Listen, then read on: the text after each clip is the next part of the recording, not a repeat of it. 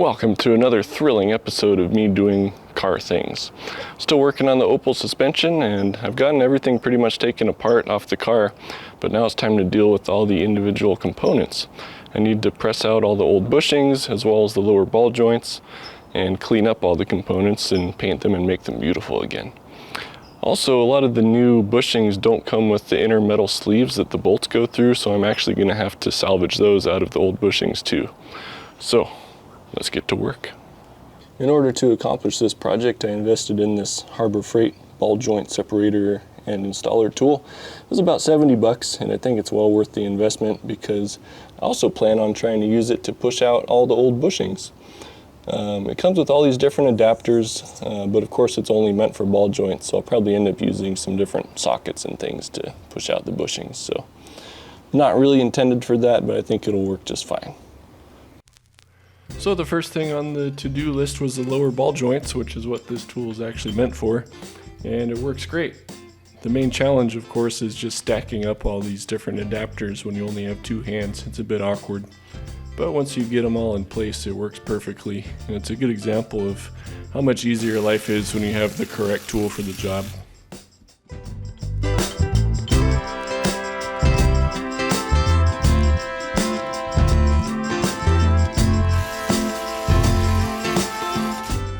I'm not going to pretend like everything went smoothly though.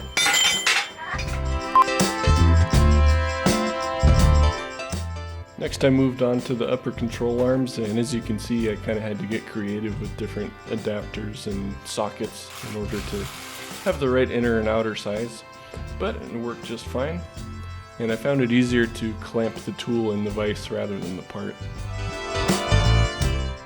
I'll still have to get this inner metal sleeve out, which is going to prove to be harder than I anticipated.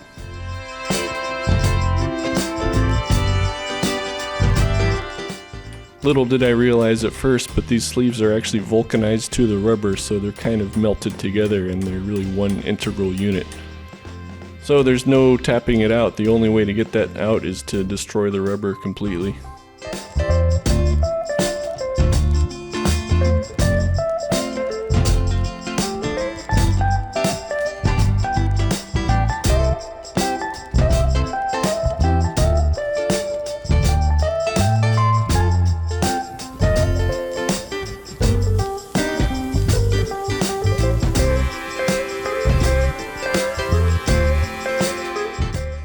That's one down and many more to go.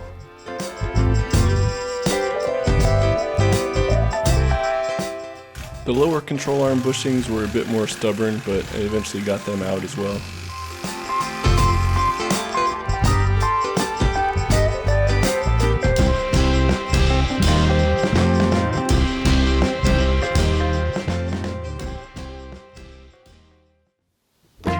Another little fun fact, this is the rear panhard rod, and one side does have a sleeve inside the bushing, but the other side does not, because the rear axle has a built-in fancy little stud that this slides over, and I already wire wheeled this off a bit, but this is a pretty unique piece, and the back side of it bolts in basically where the spring perch is on the axle. So this is one of the pieces I'm going to send in for plating. Might as well try to preserve it. It's a very unique piece. Hey, this sleeve actually wants to come out separately. That's fantastic. Another one for me to clean up and save for the new bushings.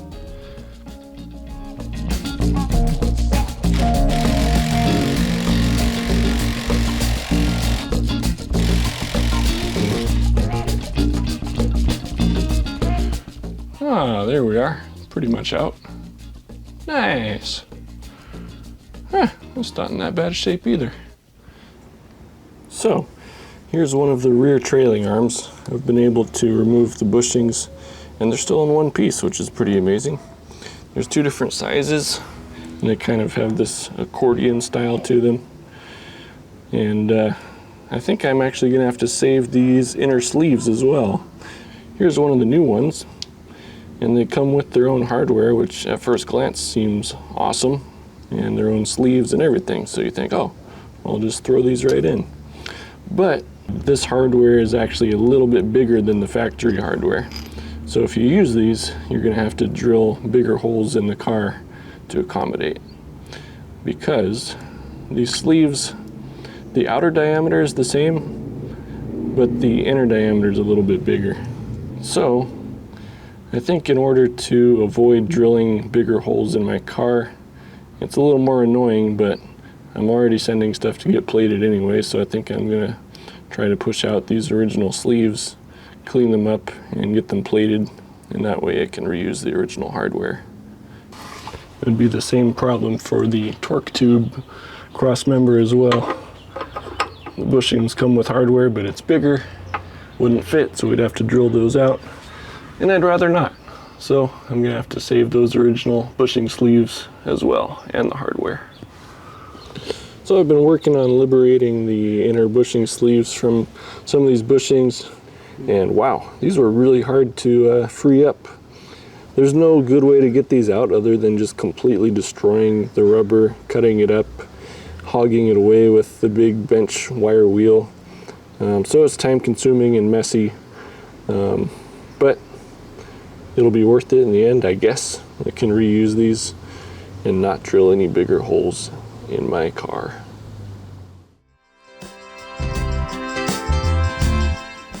Okay, so ever since pushing out the old bushings with my ball joint separator tool, I've been working on cleaning up these components. So I started off using a big bench wire wheel to get the bulk of it off, and then I've been attacking them with pretty much every conceivable type of wire wheel and abrasive attachment and wire brushes and Scotch-Brite and everything. This one I think has been the most versatile, this little tiny wire wheel on an extension on the driver. Been able to get into tight places. But as you can see, there's still a fair bit of surface rust on these things and a little bit of old paint. Of course, this would all be a lot easier with the Media Blaster, but I haven't found a good option for that. So I went ahead and invested in a 5-gallon bucket of Evapo-Rust. It's a magical substance, and I'm excited to see how it does on this stuff. So I'm gonna put everything in this big old tub, pardon my shadow, and just soak it for about 24 hours. Should do the trick. It won't take the paint off that's remaining, but it should get rid of all that rust. And what's cool about this stuff is it doesn't just neutralize and convert the rust, it actually just eats it up and gets rid of it entirely, so you're left with clean bare metal. Okay, it's hard to tell, but everything's in there, and I've got this hiding in the communal laundry room at my apartment. I'm just gonna put a lid on that to minimize the evaporation and come back in about 24 hours. I've got plenty of other stuff to work on while that stuff soaks, so hopefully by tomorrow it'll be ready to paint, and I'm one step closer to glory.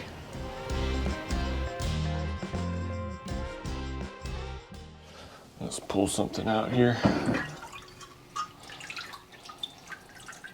Okay, I don't see any rust. Just like I predicted, I still see the paint. Oh, look at that. Some of this stuff just rubs right off. That's pretty nice. Not bad.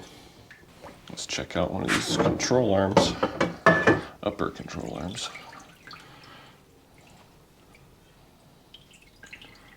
Yeah, I don't see any rust. Just some old paint. That's pretty cool. Again, not as ideal as just blasting. It would be much easier, but if that's not an option, this is a decent alternative. So I might take these outside and use my pressure washer, because a lot of this stuff seems loose and it might just blast right off with some pressure, so I'll give that a try.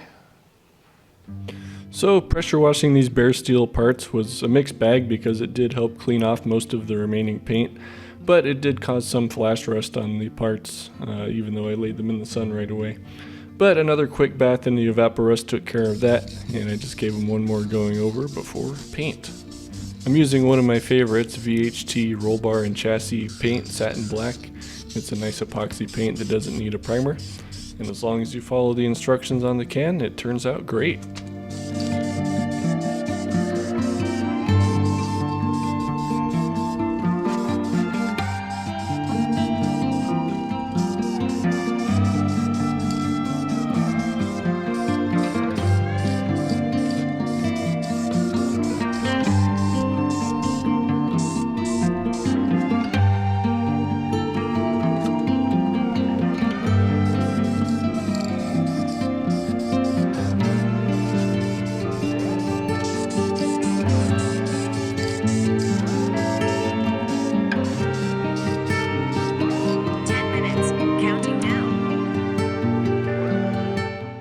After some successful paint work, here's how the front end components turned out. They look great. Really happy with the result. You might notice I left some of the inner bushing surfaces bare metal. I thought that was a good idea at the time, but they've already flash rusted pretty quickly, so I think I'm going to go back and re-scuff them and paint those areas. I'm going to do the same process on the rear end components, but you've pretty much seen what the methods are. Really looking forward to having all these components all cleaned up and brand new. Well, it sure is nice having some components looking brand new again and ready to put back in. Of course, I still need to actually install the new bushings, but this is progress. I enjoy it when things are at this stage. It's like putting together a nice new Lego set. So, still have to deal with a lot of issues on the new bushings. There's some modifications I'm going to have to make in order to install them in the parts and in the car. So I'll cover that in an upcoming episode, as well as what to do with all the old crusty hardware and those inner sleeves that came off. What do I do with those? You'll see coming up. They're gonna be shiny. So stay tuned for the next one. Like and subscribe, comment, do all the things, and see you in the next one.